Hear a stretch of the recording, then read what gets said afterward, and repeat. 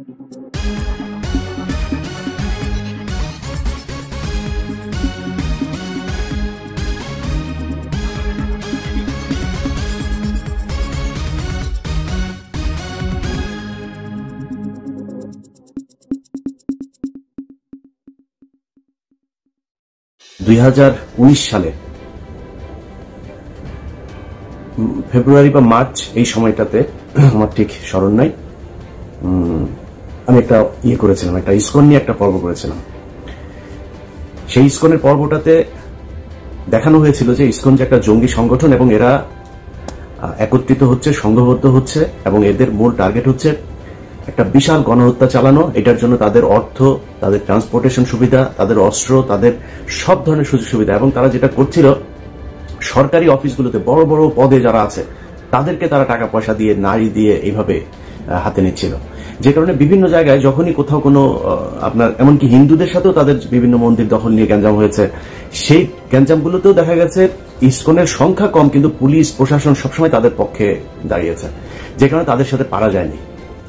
তো ওই সময় কিছু কিছু বিশেষজ্ঞ আছে, সেই বিশেষজ্ঞদের নাম বলতে চাই না, ঝামেলা আর বাধাইতে চাই না, কারণ 5 বছর অনেক যন্ত্রণা সহ্য করে আসছি, তো একটু শান্তিতে থাকতে চাই। হ্যাঁ, তো তারা বলেছিল ইসকন নাকি একটা তাবলিগ সংগঠনের মতো, এরা তাবলিগের মতো গান টান গায়, হ্যাঁ, এরা কৃষ্ণ ভাবনা করে, তো এটাই হচ্ছে তাদের মূল কাজ।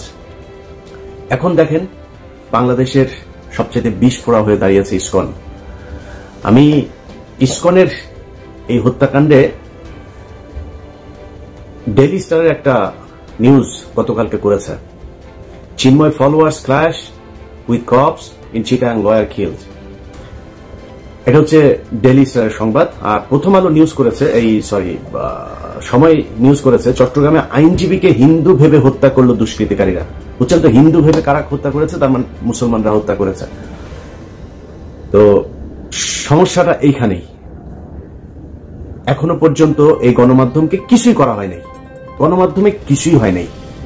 সময় টেলিভিশনের সাকি এখানে এখন পর্যন্ত তাদের হয়ে কাজ করে। কমল দে এখনো পর্যন্ত, এই যে নিউজের সাথেও সম্ভবত কমল দে জড়িত আছে, সে ওইখানে এই নিউজ করেছে, সময় টেলিভিশনে কালকে থেকে যাচ্ছে। এখন এটা বিচার করবে কে? আপনাদের গত 2 দিন ধরে দেখছি যে সবাই পিনাকির পেছনে লেগেছে, কারণ পিনাকি হচ্ছে ওই যে প্রথম আলোর সামনে গিয়ে গরু জবাই করেছে, এটার জন্য। পিনাকির অতীত, পিনাকি গণজাগরণ মঞ্চের সাথে ছিল, পিনাকি অনেক বাম করেছে, পিনাকি হুজুরদের বিরুদ্ধে অনেক কথা বলেছে, জামাতের বিরুদ্ধে অনেক কথা বলেছে। পিনাকির প্রতি আপনার ক্ষোভ থাকুক, সন্দেহ থাকুক, কোনো সমস্যা নেই, কিন্তু পিনাকি যেটা করেছে এই গেল 2-3 বছরে, পিনাকির যে অবদান এইটুকু আপনাকে স্বীকার করতে হবে। আর প্রথম আলোর সামনে যেটা করেছে, প্রথম আলোর সামনে ওই সময় ডাকা ঠিক ছিল কিনা, ওই সময় দাড়ি টুপিওয়ালা লোকজনের যাওয়া ঠিক ছিল কিনা, এত এত জ্বর ভয় দেখায় না, লাভ নাই। এই দেশে যেই সব এই কুকুরের ছানাগুলো সুশীল সাইজা তারপরে এইসব বলে না, এই কুকুরের ছানাগুলো এই জুলাই আগস্ট মাসে রাস্তায় নামে নাই। এরা আজকে এসে যে চেয়ারে বসে না, এই চেয়ারে বসা লোকজন এরা এখন দেখাচ্ছে যে আইন, হ্যাঁ, পত্রিকার সামনে যা করা যাবে না, পত্রিকার সামনে এখানে নিউ ইয়র্ক টাইমস, তারপরে এখানে CNN, BBC সবকিছু সামনে প্রোটেস্ট করে মানুষ। তো প্রোটেস্ট করা যাবে না কিছুর জন্য? ওইখানে যা প্রথম আলোর বিরুদ্ধে কিছু বলেন, প্রথম আলোর কারণে ধরে টান দেয় নাই তো, প্রথম আলোর সামনে গিয়েছে তারা গরু জবাই করে তারপরে মাংস খাবে চলে যাবে।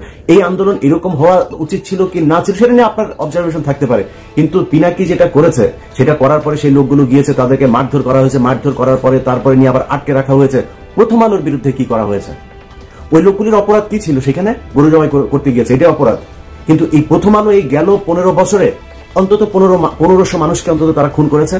অন্তত এখন পর্যন্ত জেলখানে আপনার কি কোনো অনুমান আছে কত হাজার আলেম আটক আছে?